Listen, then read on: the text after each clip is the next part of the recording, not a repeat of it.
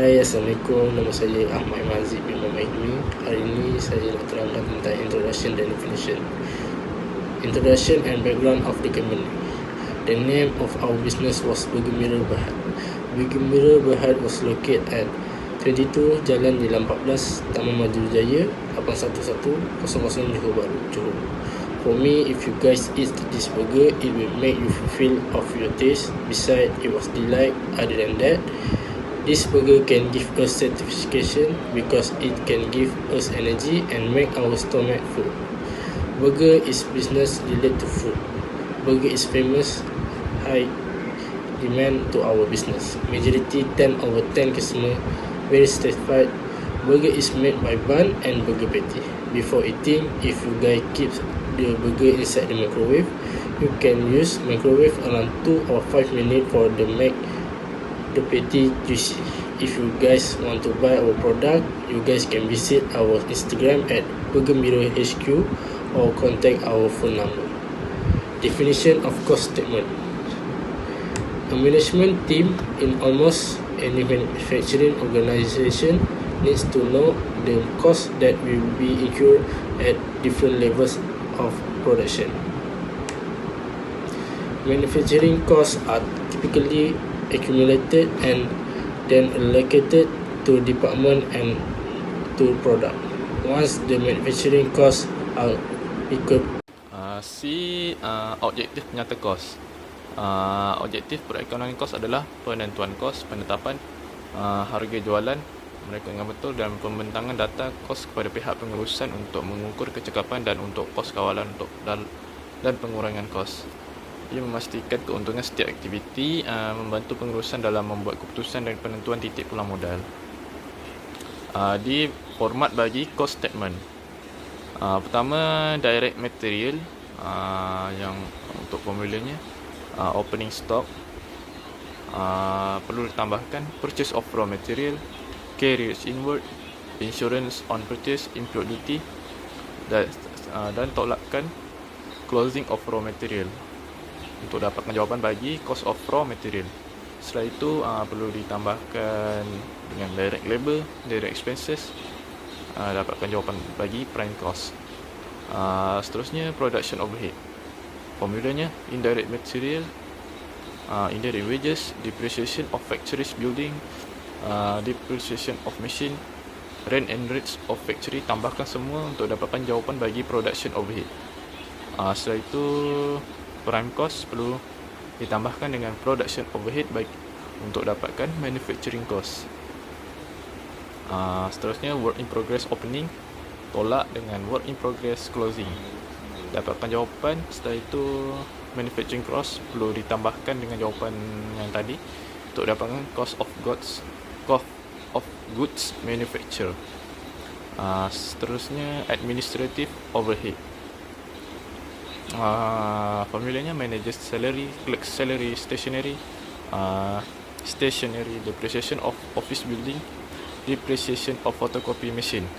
Tambahkan semua, dapatkan jawapan bagi administrative overhead.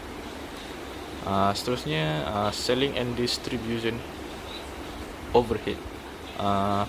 Formulanya sales expenses, promotion, depreciation of finished goods, delivery van. Perlu ditambahkan semua untuk dapatkan jawapan selling and distribution overhead. Setelah itu cost of goods manufacturers, tambahkan dengan administrative overhead, tambahkan dengan selling and distribution overhead untuk dapatkan total cost. Baiklah, Assalamualaikum warahmatullahi wabarakatuh. Sampailah bahagian saya, iaitu bahagian F, iaitu statement of cost manufactured for the end of the 31 December. Okey, di sini ada direct material, iaitu bun, lettuce, onion, tomato, patty, chili sauce, mayonnaise dan telur. Okey, bun tu seperti yang telah dikirakan, bun untuk dalam masa setahun ialah RM6,500 kosnya. Okey, lettuce iaitu sosnya adalah RM1,300 untuk perakhiran tahun 2020. Setelah itu onion iaitu bawang, RM1,300 juga. Tomato 1040, patty iaitu dia punya daging adalah 9100, chili sauce iaitu kos per tahun dia adalah 6500, mayonis 6500 dan telur 16900. Jadi totalnya adalah 49140. Okey, bagi labor direct ialah hanya satu, iaitu production wages, iaitu 8100. Setelah itu ialah setelah dapatkan production worker wages, ditambahkan dengan 49140, iaitu direct material, jadi 57240 totalnya. Okey, setelah itu prime cost pula. Okay, prime cost ialah dalam susunan production overhead, iaitu ada cooking utensils, macam tempat makan, spices, burger umbrella, lepas tu ada table, ada meja dengan kelengkapan-kelengkapan lain. Utilities tu ada 12,000, meja ialah 1,500, burger umbrella iaitu payung burger adalah 100, spices iaitu serbuk-serbuknya serbuk masakan adalah 1,300, dan cooking utensil adalah RM58 per tahun. Okey, jadi totalnya adalah 14,958. Okey, apabila ditambahkan dengan prime cost tadi, ditambahkan dengan prime cost tadi, production overhead tu ditambahkan dengan prime cost jadi RM72,198. Baiklah, seterusnya manufacturing dan jadi 72,198 itu adalah manufacturing cost mereka untuk keseluruhan prime cost, labor direct dengan direct material. Okey, next ada selling and distribution overhead. Kita ada advertising, periklanan, packaging dan delivery. Okey, advertising dalam masa setahun ada 3,600, packaging 7,800 dan delivery adalah 2,976. Okey, jadi totalnya adalah 14,376. Jadi total cost untuk keseluruhan adalah 86,574. Baiklah, seterusnya adalah G, calculate break even point for the product dalam tahun 2020. Okey. Okey, direct material iaitu V ada RM13.55 per unit. Direct labor iaitu V lagi satu adalah RM2.80 per unit. Okey, production overhead tadi ada 14,998. Administrative overhead adalah 2,700. Selling and distribution ada 14,376. Selling price per unit iaitu P ada RM20, dan sales volume X iaitu 3,600 per unit dalam setahun.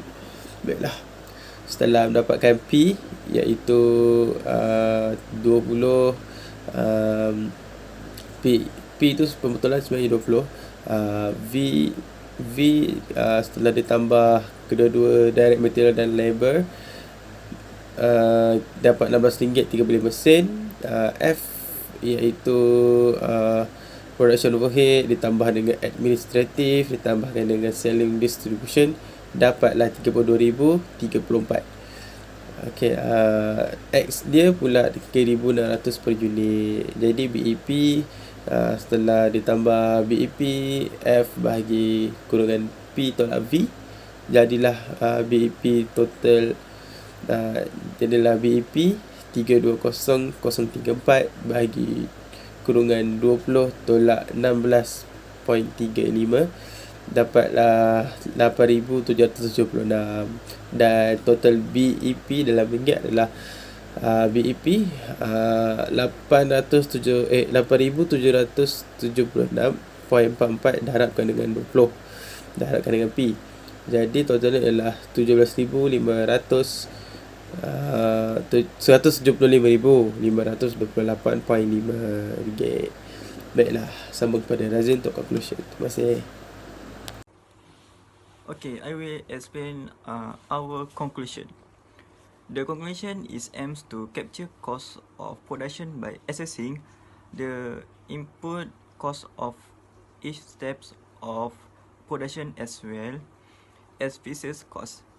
The aim of cost accounting is to identify the area where cost needs to be controlled and planned accordingly by using various methods of cost.